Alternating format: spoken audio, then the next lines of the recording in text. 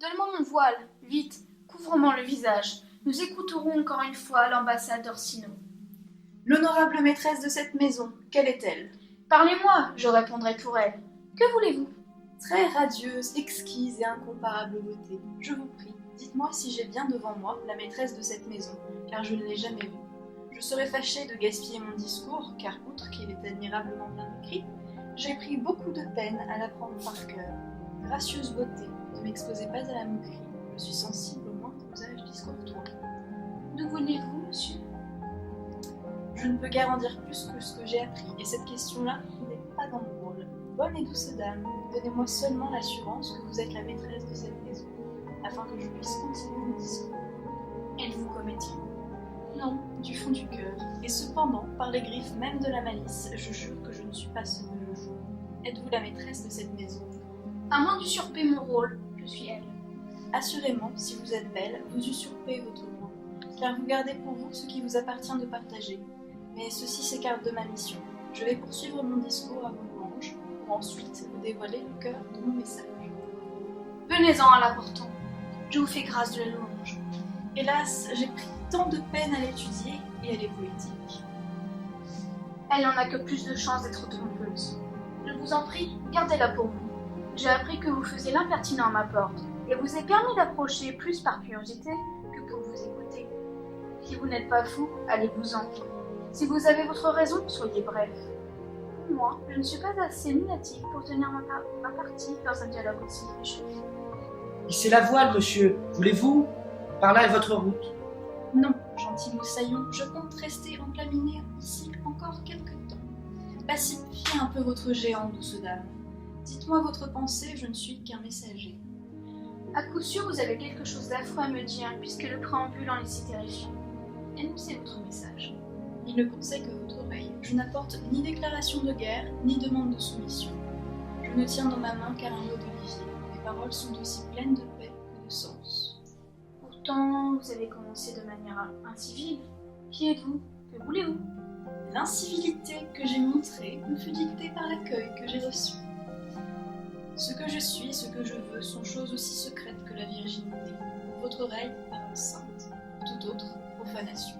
Laissez-nous seuls, nous allons entendre cette parole sainte. Eh bien, monsieur, votre texte. Très douce dame. Excellente doctrine, et sur laquelle il y aurait beaucoup à dire. D'où tirez-vous votre texte? Du cœur d'Orsino. De son cœur? De quel chapitre de son cœur? Pour vous répondre dans le même ton, du premier chapitre de son cœur. Oh, je l'ai lu.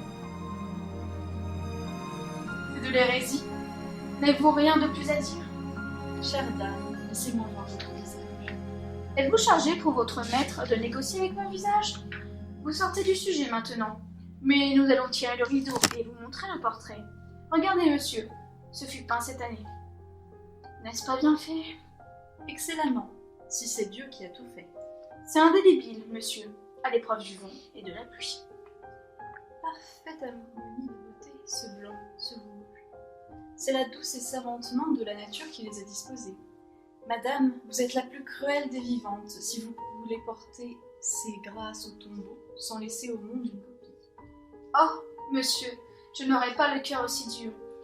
Je dresserai divers inventaires de ma beauté. Elle sera répertoriée et le moindre article et le moindre détail sera couché sur mon testament. Par exemple, article 1er, 2 lèvres moyennement rouges. Article 2, 2 yeux gris munis de leurs paupières. Article 3, un cou, un menton, et ainsi de suite. Vous a-t-on envoyé pour m'évaluer? Je vous vois tel que vous êtes. Vous êtes trop fière. Mais seriez-vous le diable? Vous êtes belle. Mon Seigneur et Maître vous aime. Oh, un tel amour ne recevrait que son dû. Puissiez-vous couronner reine de la beauté. Comment m'aime-t-il?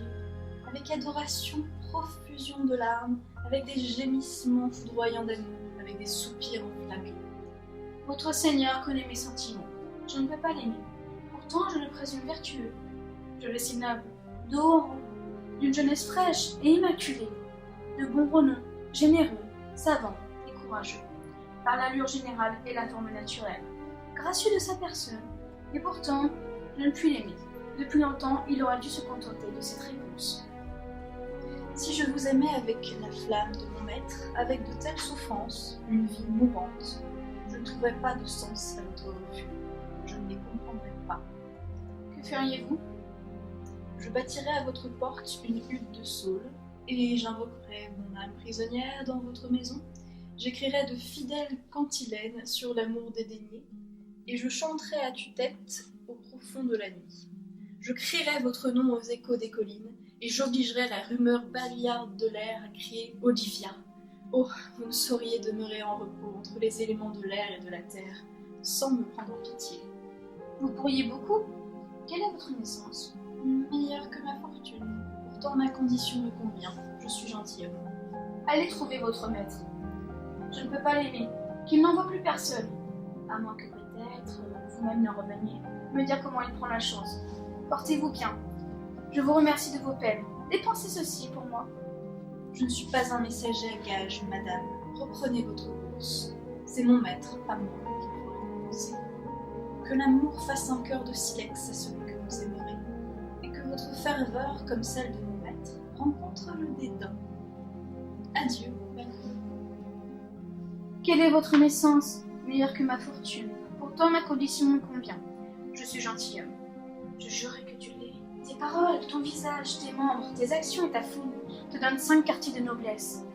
Assez vite, doucement, doucement. Et si le valet était le maître? Et quoi? Peut-on si vite attraper le fléau? Je crois sentir les perfections de ce jeune homme. À pas furtif, subtil, invisible, se glisser dans mes yeux, et bien soit. Hola, Malvolio. Me voici, madame, à votre service. Cours après cet effronté de messager. L'homme du comte, il a laissé derrière lui cet anneau, contre ma volonté. Dis-lui que je n'en veux pas. Demande-lui de ne flatter son maître, et de ne le bercer d'aucune espérance. Je ne suis pas pour lui. Si ce jeune homme revient, si ce jeune homme veut passer par ici demain, je lui en donnerai les raisons. À toi, Malvolio. J'y vais, madame. Je fais je ne sais quoi, et crains de découvrir que mon œil a bien trop flatté mon cœur. Destin, montre ta force. Nous ne nous appartenons pas. Ce qui est décrété doit être, et bien que cela soit.